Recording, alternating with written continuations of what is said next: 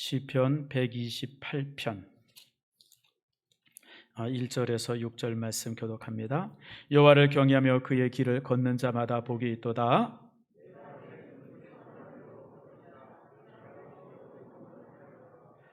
내 집 안방에 있는 내 아내는 결실한 포도나무 같으며 내 식탁에 둘러 앉은 자식들은 어딘 감람나무 같으리로다.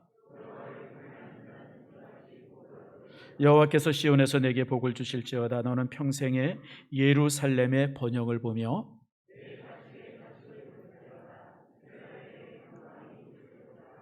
아멘. 기도하겠습니다. 하나님 감사합니다. 오늘 주께서 우리를 사랑하시고 붙들어 주셔서 귀한 날 귀한 시간에 이처럼 주의 전에 오게 하심을 감사합니다. 충만하고 놀라우신 은총이 우리 안에 있게 하시며 오늘 이 시간 말씀을 듣고 전할 때마다 주의 놀라운 은혜가 우리 안에 있게 해 주시옵소서. 말씀을 읽는 자와 또 말씀을 듣는 자와 말씀을 행하는 자는 복이 있다고 말씀하셨습니다. 우리 모두가 듣고 그리고 그 말씀을 행하는 가운데서 하늘의 복을 누리는 저희들 모두가 되게 해 주시옵소서. 특별히 하나님의 말씀은 살았고 운동력이 있습니다. 권세 있습니다. 아버지의 말씀이 우리에게 임함으로 우리의 삶의 모든 문제가 해결되게 하시고 특별히 건강의 복을 더해 주시옵소서. 코로나 바이러스로 인해서 우리가 힘들고 어렵지만 말씀으로 모든 것을 견디고 이기는 저희들 되도록 주여 붙들어 주시옵소서. 감사드리고 예수님의 이름으로 기도드립니다. 아멘. 오늘 우리 자녀들과 함께 이렇게 예배 드리게 되어서 감사하고요. 제가 이렇게 1년에 한 번씩 자녀들과 함께 예배하는 이런 시간을 가지면 오래간만에 보는 얼굴들이 있어요. 아이들이 커서 이제 중고등부 이렇게 올라가면 잘 못 보거든요. 예배 시간이 이렇게 헷갈려서.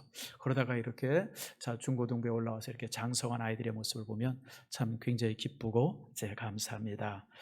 오늘 그래서 우리 이제 중고등부 학생들도 좀 참여하고 주일학교 애들도 참여하고 그래서 우리 퀴즈를 제가 이제 하나 드립니다. 이제 사진을 제가 쭉 보여드릴 텐데 사진에 8명의 얼굴이 나오는데 우리 어른들은 제가 기대하지 않습니다. 어른들은 뭐 모를 거고 아이들이 우리 학생들이 만약에 반수 이상 맞히면 공부를 무지장 잘하고 최소한 서울에 있는 대학 다 들어갑니다. 근데 반수를 못 맞히면 아마 서울에서 제법 먼 대학 가지 않을까. 그래서 한번 눈을 잘 부릅뜨고 내가 몇 사람의 얼굴을 맞히나 한번 여러분 봅시다. 이 사람은 잘 모를 거예요. 누구 같아요? 우리 학생들 누구 같아요? 이 사람이 누구냐면 콜럼버스예요. 콜럼버스인데 원래 콜럼버스는 이태리 사람입니다. 그리고 제가 이렇게 8명의 얼굴을 다 보여주고 퀴즈를 하나 낼 거예요. 그러니까 보면서 여러분들 관심 있게 보시기 바랍니다. 근데 이제 이태리에서 이제 배를 나한테 주면 내가 이제 대서양을 건너서 인도에 도착하겠습니다 그랬더니 다 미친 사람 취급을 하지 않습니까? 그래서 이제 이 콜럼버스가 스페인으로 건너갑니다. 그 당시 스페인의 여왕이 누구였어요? 이사벨라 여왕이라고 이제 다시 스페인을 내서 모든 무어인들을 쫓아내고 스페인을 통일했던 여왕이에요. 그 여왕한테 가서 내게 이제 배를 주면 내가 대서양을 건너서 스페인에게 인도를 바치겠습니다. 그래가지고 배를 3척 빌려서 이제 대서양을 건넌 사람 콜럼버스입니다. 두 번째 인물 제가 한번 봅시다. 이건 여러분들이 대부분 알 거예요. 누구죠? 몰라요? 옆에 그림도 있는데 다빈치예요. 레오나르도 다빈치. 최고의 사람이죠. 인류 역사상 이 사람만큼 만능인 사람이 없었어요. 뭐 공부면 공부, 그림이면 그림, 뭐 조각이면 조각, 과학, 예술 모든 부분을 협력한 사람인데 잘 모르는 것 중에 하나가 있어요, 여러분들. 다빈치가 검사였었어요. 검투사. 칼을 그렇게 잘 썼습니다. 그래서 그 당시에 다빈치와 대결해서 이길 수 있는 이제 검사가 없을 정도로. 근데 그럴 수밖에 없었던 것이 옛날에는 이 미술 그리는 사람들이 이 무술을 익혔어요. 왜 무술을 익혔냐면 이 미술 도구가 굉장히 비쌌어요. 물감 값이 굉장히 비싸가지고 특별히 도제들 있죠, 도제. 이제 스승이 하나 있으면 밑에 이제 제자들인데 이 제자들은 칼, 창, 단검 이런 거를 아주 필수로 익혔어요. 그래야 이제 물감들을 지키니까. 그래서 그랬는지 다빈치가 굉장히 무술에 아주 뛰어난 사람이었다라고 하는 거 참 그렇죠. 이 사람은 누구예요? 이 사람 전에 한 사람이 더 있네요. 이 사람은 누구죠? 고약하게 생겼죠. 젊었을 때 그림이에요. 이 사람이 누구냐면 이제 아이작 뉴턴입니다. 아이작 뉴턴은 여러분 잘 알죠. 프린세키아라고 하는 이제 책을 써가지고 이 사람이 적분을 만든 사람이에요. 여러분들을 그렇게 괴롭힌 사람입니다. 이 사람이 적분을 안 만들었으면 우리가 고등학교를 참 쉽게 지냈을 텐데 이 사람이 적분을 만들어가지고 우리로 하여금 그렇게 고생을 시켰어요. 그래서 아이작 뉴턴입니다. 만유인력의 법칙을 만든 사람이고요. 행성 간의 어떤 거리나 그런 어떤 행성의 움직임을 수학으로 풀어낸 아주 최고의 천재 중에 한 사람이죠. 이 사람은 누구예요? 다 알죠? 몰라요? 이 사람이 에디슨이에요. 좀 고약하게 생겼죠. 에디슨은 아주 사업가입니다. 테슬라랑 함께 이 전기, 교류와 직류에 어느 전기가 더 유용하냐 이것 가지고 막 서로 싸우고 막 이러던 사람인데 우리나라의 최초의 사형 도구를 에디슨이 만들어서 보냈습니다. 전기의자 사용 방법을 에디슨이 발명한 거거든요. 그러니까 피를 흘리지 않고 사용시키는 방법이 뭐냐? 그게 이제 전기의자 사용 방법인데 그걸 이제 만들어가지고 여러분 우리나라에 보내기도 하고 그랬던 사람인데 저 사람이 아주 제일 유명한 게 백열전등을 만든 사람이에요. 근데 이 백열전등의 역사가 100년을 못 가죠. 지금은 다 백열전등이 아니고 무슨 전등 쓰죠? LED 쓰잖아요. LED. 그러나 아무튼 세계를 밝게 한 사람이 이 사람입니다. 이 사람은 누구예요? 그 유명한 아인슈타인. 우리는 아인슈타인이 굉장히 천재라고 생각하는데 아인슈타인은 사실 천재는 아니었었어요. 대단한 사람이긴 했죠. 그래서 이제 F는 mc 제곱이다. 뭐 이제 이렇게 힘이라고 하는 것이 물질과 빛의 속도의 제곱과 뭔 말인지 모르죠. 나도 몰라요, 뭔 말인지. 외기는 왜는데 이게 뭔 소린지. 아무튼 그걸 이제 만든 사람인데 실질적으로 20세기 최고의 천재는 폰 노이만을 보통 듭니다. 폰 노이만 처음 들어보죠. 헝가리 사람인데 뭐 위상 수학도 만들고 또 그 사람이 또 뭐도 만들었습니까? 뭐 게임의 법칙이라 가지고 경제를 수학으로 푸는 이런 걸 만든 사람이 이제 사실 그런데 아인슈타인은 사실 천재는 아니었었어요. 그래서 아인슈타인은요 양자역학을 이해를 못했습니다. 양자역학은 요즘에 이제 중고등학교만 봐도 이제 이렇게 뭔 말인지 아는데 아인슈타인은요 평생 살면서 양자역학을 이해를 못했어요. 그러니까 참 우리가 아인슈타인을 이렇게 보면서 참 저 사람 천재라고 하는 것이 그런 일면이 있구나. 아인슈타인입니다. 20세기에 새로운 과학의 지표를 만든 사람. 이 학생들 지금 내가 공부시켜주는 거예요. 여러분들 여기 학생들이 많아서. 아인슈타인. 자, 그 다음 사람. 여러분 너무 좋아하는 사람. 로큰롤의 제왕. 누구죠? 탁 나와야 되는데. 이게 지금 50대 60대 탁 나와야 되는데 누구죠? 엘비스 프리슬리요. 미국에서 아주 가장 유명한 락 가수죠. 로큰롤의. 우리 학생들이, 청년들이 특별히 좋아하는 사람. 이 사람은 누구예요? 데이비드 베컴 축구 선수잖아요. 이 시대의 최고로 유명한 전설적인 영국의 축구 선수. 그러면 또 여러분들이 아주 좋아하는 사람이 하나 있어요. 이 사람은 누구예요? 빌 게이츠예요. 얼마 전에 제가 신문을 보니까 빌 게이츠가 3억 불을 내 가지고 지금 이제 백신 개발하는데 이렇게 재산을 희사해야죠. 지금 그걸 가지고 지금 그 백신을 만들려고 막 그러고 있어요. 여러분 3억 불이면 엄청 돈이에요. 4천억 원이잖아요. 4천억 원. 그 어마어마한 돈을 내서 지금 이제 백신 연구하고 있어요. 자, 이제 퀴즈예요. 여러분 제가 이제 8명의 이름을. 이 8명의 공통점이 뭐예요? 남자요 이런 사람은 유치원을 잘못 나온 사람이에요. 이 8명의 공통점이 하나 있어요. 정말 대단한 공통점이 하나 있어요. 뭘까요? 여러분 이 8명이 유태인이에요. 아인슈타인이 유태인이라는 걸 우리가 대략 좀 알아요. 그 다음에 이제 여러분 빌 게이츠가 유태인이라는 것도 알지만 아니 세상에 엘비스 프리슬리가 유태인이고 여러분 베컴이 유대인이고 콜럼버스가 유대인이라니 대부분 이건 몰라요.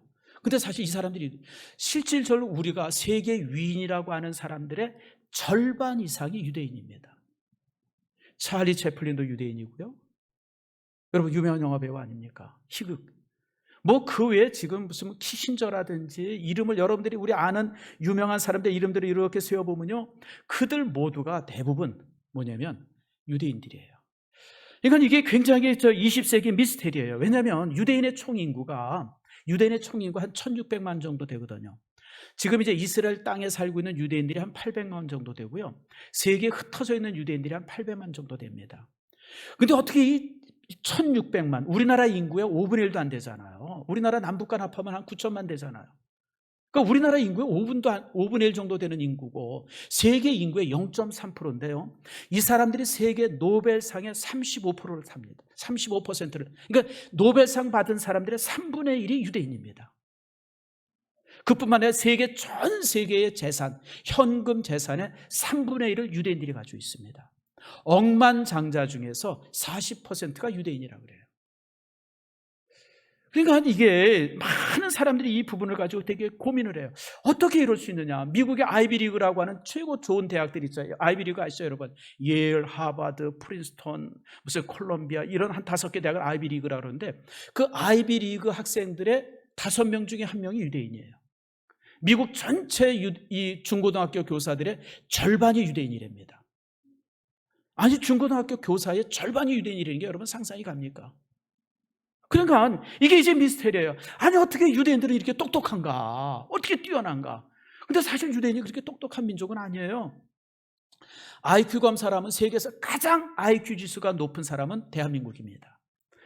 전에 한번 제가 이렇게 통계를 한번 봤더니요. 대한민국 사람들의 IQ가 104입니다. 평균 IQ가. 여러분들 평균 IQ가 104예요. 우린 굉장히 높은 겁니다. 우리 바로 밑이 일본입니다. 한 103 정도 돼요.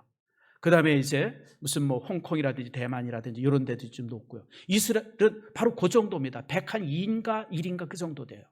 우리보다 평균 IQ가 한 3 정도 떨어져요. 그런데 여러분 IQ만 가지고 가면 우리는 여러분 세계 노벨상이 한 50% 정도 가져야 돼요. 근데 우리 노벨상 몇 개 받았죠? 하나.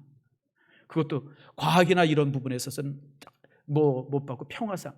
노벨상에 가장 가까웠던 분이 있는데 이휘소라고 아주 그 물리학자 중에서 참 최고의 사람인데 그분이 1970년대 말인가 미국에서 교통사고로 돌아가세요. 그 힉스 입자라고 하는 그 힉스의 단어를 붙인 사람이 바로 이 이휘소입니다. 그분이 이제 노벨상과 가장 가까웠던 분인데 그분은 그렇게 돌아가셨고, 그리고 지금 이제 우리나라 물리학자라든지 경제학자 중에서 노벨상에 근접한 사람들이 솔직히 해서 거의 없어요. 근데 여러분 이스라엘 사람들은요 그 노벨상, 그러니까 노벨상을 받았습니다라고 발표하면 10명 발표하면 그중에 3명은 여러분 유대인이라고 하는 거예요. 이게 여러분 도대체 뭔 일인가? 그러니까 사람들마다 왜 유대인들이 이렇게 똑똑한가, 이렇게 대단한가, 이런 문제를 가지고 굉장히 많이 연구해요. 그래서 결국 얻은 답이 뭐냐면 가정교육이에요. 아, 유대인들은 가정교육이 다르다라고 하는 거예요. 많은 사람들은 자녀들을 교육시킬 때 학교에 보내고 학원에 보내고 이러면서 교육을 시키는데 유대인들은 학교나 학원에 이렇게 아이들을 보내는 그런 그 교육 이전에 가정교육을 통해서 자녀들을 충분하게 인생의 지혜를 공부시켜요. 우리 머리는 2가지가 있어요. 지혜가 있고 지식이 있어요. 지식은 학교에서나 학원에 가서 다 쌓아지는 게 지식인데 그 지식에 기반되는 게 지혜인데 이 지혜를 가정교육을 통해서 시키고, 그리고 이 가정교육이 이루어지는 곳이 어디냐면 식탁이에요. 그래서 여러분 이것을 아주 쉽게 얘기하면 밥상머리 교육이라고 합니다. 유대인들에게 있어서 식탁의 자리는 단순히 밥 먹는 자리가 아니에요. 거기에서 모든 지혜들이, 그래서 제가 여러분들에게 오늘 영화의 한 장면을 보여드릴 겁니다. 이 영화는 한 40여 년 전에 나온 영화인데요, 제가 가끔 여러분에게 소개했던 영화예요. Fiddler on the Roof. 뭐죠? 지붕 위의 바이올린이라는 영화입니다. 이 영화의 배경이 한 100여 년 전에 우크라이나 지방에 살던 유대인들의, 가난한 유대인의 공동체 속에 있는 이야기들이에요. 거기서 이제 그 당시 100여 년 전에 소련에서는 이제 혁명이 일어났잖아요. 혁명이 일어나가지고 그냥 막 이놈들이 혁명을 일으키니까 가장 밥이 누구냐면 유대인들이에요. 그러니까 유대인들을 얼마나 힘들게 했는지 몰라. 공격하고 불사르고 죽이고. 그래서 결국은 그 소련에 살던 유대인들이 대부분 다 어디로 오게 되어지냐면 이스라엘로 다 이제 이렇게 이제 다시 이제 오게 되어지는데, 그 배경이 되는 이제 그런 이야기를 이제 이 영화 속에서 이제 보여주는데, 그 영화 속에서 제가 제일 감동적인 장면이 바로 이제 식사하는 장면이 안식일 식사예요. 유대인들은요 2000년간 나라 없이 살았기 때문에 이런 교회에서 예배 드리는 것들이 거의 없어졌어요. 왜냐하면 교회 세워놓고 이러고 그러면 그냥 와서 불살라버리고 이러고 그러니까 그들이 이제 모이는 것이 회당이라거나 조그만 공동체 집 하나 있었고, 그리고 대부분의 신앙교육이 어디서 이루어지면 가정에서 이루어져요. 그리고 안식일 저녁 식사로 이루어집니다. 그래서 유대인들은 우리 성지순례 가서 이렇게 가끔 이제 안식일 날을 거쳐서 보게 되어지면요, 금요일 오후가 되어지면 거리에 차도 안 지나고 사람도 한 명도 없습니다. 금요일 오후부터 안식일 준비를 하고요, 멀리 있던 사람들이 다 가정에 돌아옵니다. 다 가정에 돌아와가지고 거기서 이제 안식일 식사를 함께 나눕니다. 그래서 이 안식일 식사를 통해서, 안식일 저녁 식사를 통해서 유대인들은 부모들이 가지고 있는 지혜와 부모들이 가지고 있는 신앙들을 자녀들에게 그대로 전수합니다. 이게 2000년간 이어진 유대인들의 트래디션, 그러니까 전승입니다. 관습이죠. 이제 그게 그 장면이 그 이제 지붕 위의 반려인이라고 하는 그 이제 뮤지컬인데, 그 뮤지컬 속에 너무 아주 이쁘게 그게 이제 그려졌어요. 한 4분 정도 되는 영상인데 이 시간 여러분들에게 한번 보여주겠습니다. 자, 이렇게 가족이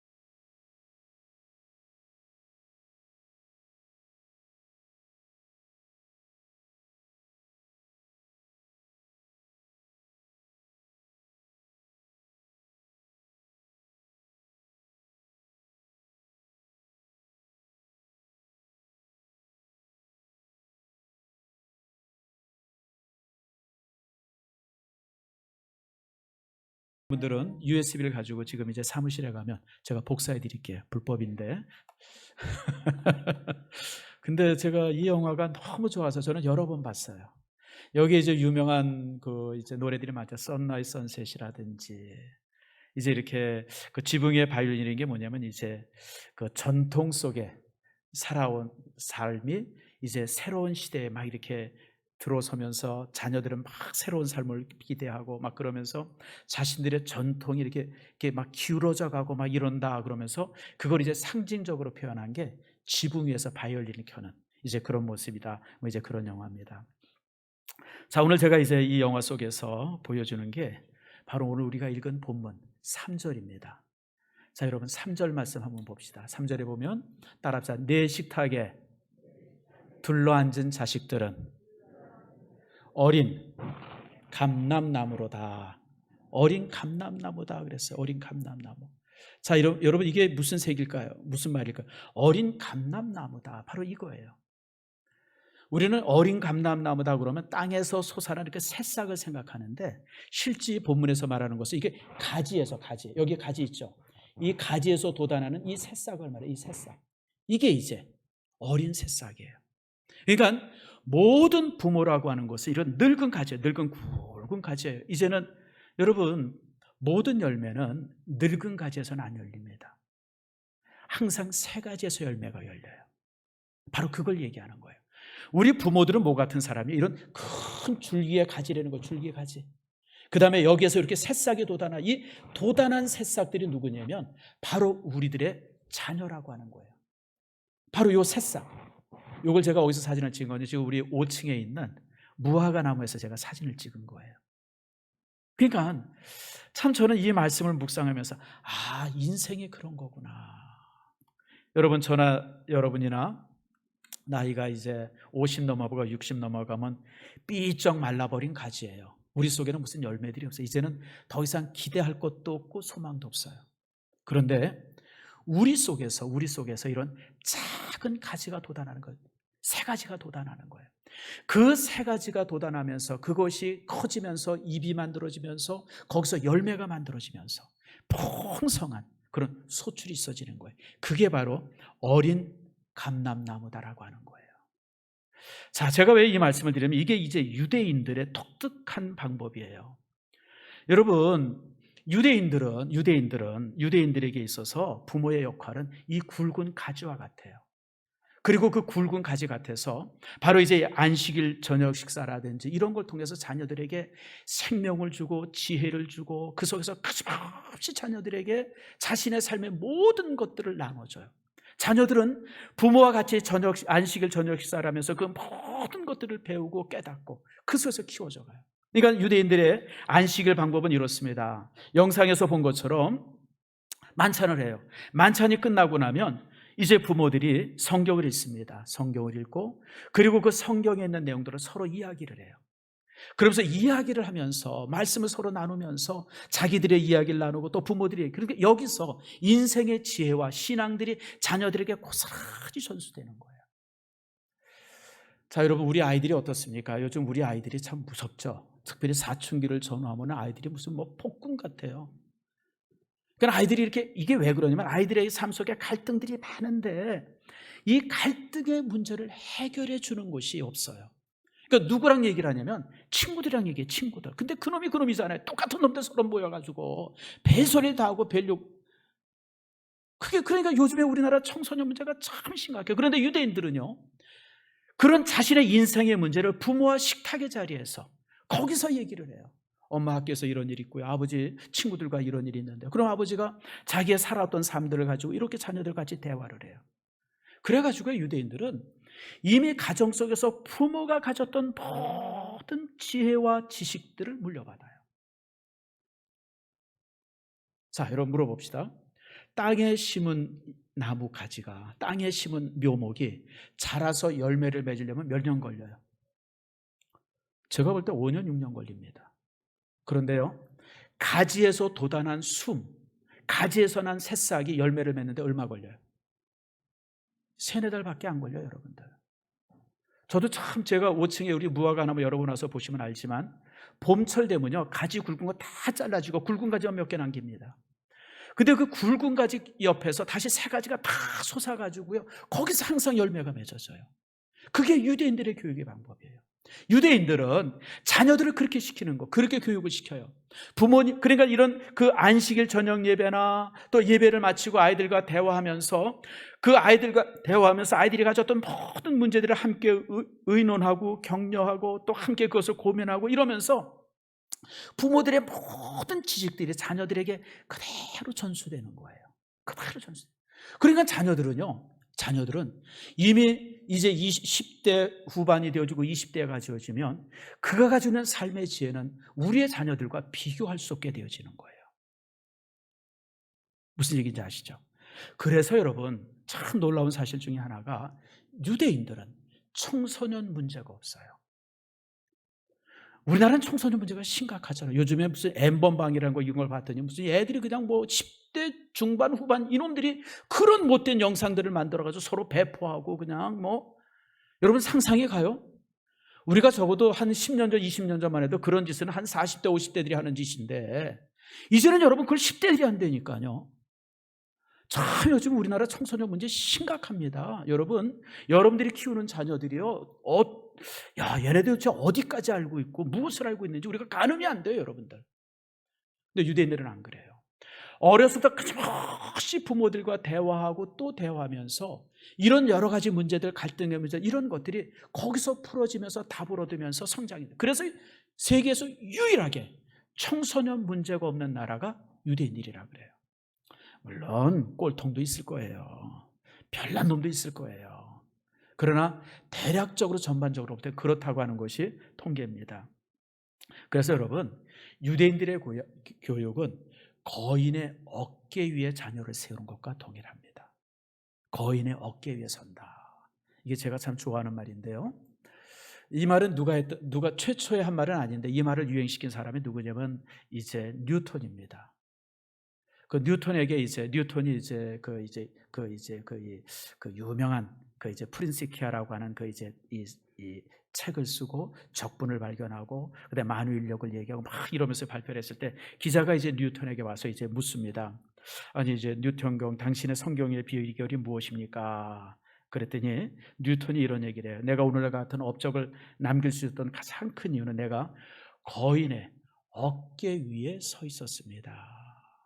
거인의 어깨 위에. 다시 말하면 내가 독창적으로 발견한 게 아니라 지금까지 수없이 많은 학자들이 남겼던 그 수없이 많은 자료들을 가지고 내가 그것을 취합하고 종합하면서 내가 이렇게 이것을 발표하게 된 겁니다라고 하는 거예요. 그러니까 이게 바로 유대인들의 교육의 방법이에요. 유대인들의 교육의 방법은 항상 거인의 어깨 위에 자녀를 세워요. 자, 여러분, 이 땅에 있는 모든 부모님들은 거인입니다. 아세요? 여러분 부모님들이 여러분들이 출세했든 출세하지 않았든 재산을 많이 가졌든 갖지 않았든 상관없이 여러분 모두는 거인들이에요. 그렇잖아요, 여러분들. 여러분 우리가 얼마나 애써서 여기까지 살아왔으며 여기까지 이런 모습으로 살아왔고 여기 이 자리에 있다고 하는 것이 얼마나 대단한 일이에요. 그래서 저는 이 땅의 모든 부모들은 거인이라고 생각해요. 저도 마찬가지고 제 아내도 마찬가지고 여러분들도 마찬가지예요. 여러분 한 사람 한 사람은 다 거인입니다. 그런데 여러분의 자녀들을 땅바닥에서 맨 밑바닥부터 자라게 하지 말고 여러분의 어깨에 세워놓고 자라게 해보세요. 훨씬 더 멀리 바라보고 훨씬 더 빨리 출발할 수 있어요. 제 가까운 친구 중에 하나가 오 목사님이라고 제 가까운 친구가 하나 있어요. 뭐 이름은 제가 얘기하지 않지만 여러분 제가 자주 얘기하면 누군지 알아요. 한 분은 참 목회를 잘해요. 서울에서 제일 큰 교회 담임 목회를 하고 있어요. 우리 신대원 동기입니다. 근데 한 번 무슨 얘기를 하다가 그런 얘기를, 야, 정 목사, 나는 중3 때부터 설교했어 그러더라고요. 뭔 소리야 그랬더니 시골에서 아버지가 개척교회를 할 때 의성에서 이렇게 작은 교회를 했을 때 아버지가 부흥회를 나가면 새벽 예배할 사람이 없잖아요.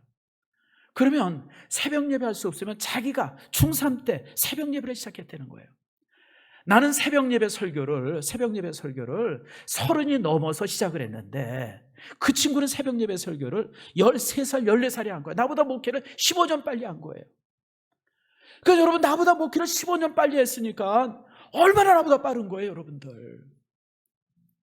그렇잖아요. 그러니까 그렇게 큰 교회, 대형 교회들을 이루고 그것에 목회. 바로 유대인들이 마찬가지예요. 유대인들이 거인의 어깨 위에 서 있는 그런 교육들이 그 삶 속에 이루어진 거예요. 자, 한번 봅시다. 여기 보면 여러분 왼쪽에 있는 분이 어머니고 오른쪽에 있는 분이 아버지예요. 다른 자녀들은 지금 막 밑바닥에 서 있는데 지금 여러분 이 거인들은 자기 어깨 위에 자녀를 세워놨어요. 훨씬 더 멀리 보고 훨씬 더 빨리 시작할 수 있는 거예요. 이게 바로 거인의 어깨 위에 서는 거예요. 사랑하는 성도 여러분, 제가 왜 이야기를 하냐면 모든 부모님들은 자녀들과 끊임없이 대화하고 그들의 삶의 문제를 터치하고 함께 의논하고 고민하면서 여러분 그들에게 여러분들이 지금까지 살아왔던 삶의 지혜들을 아름답게 남겨주기를 바라요. 그것이 그들의 인생의 기반이 되길 바랍니다. 막 고생하고 지지고 볶고 막 그래가지고 그냥 밑바닥부터 시작하는 여러분의 자녀가 아니라 이미 여러분의 자녀가 20대 10대 후반이 되어지면 부모가 가진 모든 신앙과 지식이나 이런 부분들이 그 삶에가 다 이렇게 자리 잡게 하는, 그리고 그 속에 지식이 만들어지고 그 속에 학교에서 배운 지식들이 쌓여지고 뭐 이러면서 더 커져가는 그런 축복의 거인들을 만들어내는 여러분들이 되어지기를 축복합니다. 저는 사실 제가 이 설교를 준비하면서 내가 정말 젊었을 때 이 설교를 들었으면 참 얼마나 좋았을까, 그런 생각을 참 많이 해요. 여러분, 살아보니까 솔직하게 한번 얘기해 봅시다. 남는 게 뭐밖에 없어요? 남는 게 자식밖에 없어요, 여러분들. 살아보세요, 여러분들. 60 넘어보세요. 그렇게 내가 뭐 출세하려고 그러고 많이 벌어보려고 그렇게 아둥바둥했는데 실제 보면 남는 거는 자식들밖에 없는 거예요. 나머지는 다 아무것도 아니에요. 흐트러지는 거예요. 내가 이 땅에 남길 수 있는 게 유일한 재산들이 자녀들이에요. 근데 여러분, 사실 우리가 살면서, 우리가 결혼해서 애 낳고 살면서 사실 자식에게 별로 관심이 없었잖아요. 정신없이 살다 보니까 자식이 밥을 먹는지 뭐 공부를 제대로 하는지 이런 거 저런 거 관심 없이 그냥 막 살다가 어느 날 보니까 내 자식이 다 컸어요. 장가갈 나이가 되고 시집갈 나이가 돼버린 거예요. 아니, 저놈들이 이렇게 컸나. 나와 상관없이 애들이 큰 거예요. 참 그 모습을 바라보면 참 슬프고 가슴 아프죠. 여러분, 그래서 이제 참 우리의 삶이 그렇습니다. 우리의 삶이라는 게 참 이제도 늦진 않았죠. 지금이라도 여러분들 대화가 많이 있어지기를 바라고요. 여러분의 자녀들을 정말 거인으로 키워놓기를 바랍니다. 그래서 이것은 훈육하려고 그러면 안 돼요. 가르치려고 그러면 안 돼요. 방법은 함께 의논하는 거예요. 함께 생각하는 거예요.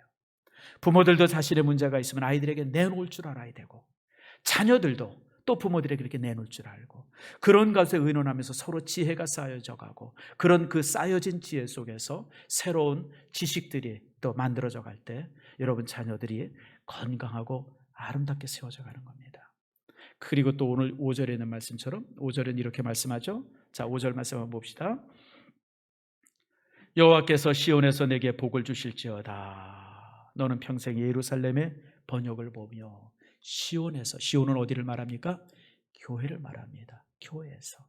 다시 말하면 복의 근원이 되는 장소는 두 군데입니다. 하나는 가정, 그 중에 식탁의 자리, 밥상머리 교육, 이것이 이제 복의 근원이 되어지고, 여기에서 부모의 삶과 믿음들이 주어지고, 또 하나의 복의 근원이 교회입니다. 이 두 가지 복의 근원이 자녀들 삶 속에 딱 자리매김할 때 여러분의 자녀들은 거인으로 키워지고요, 그렇게 키워진 자녀는 여러분들이 걱정하거나 염려할 것이 없습니다.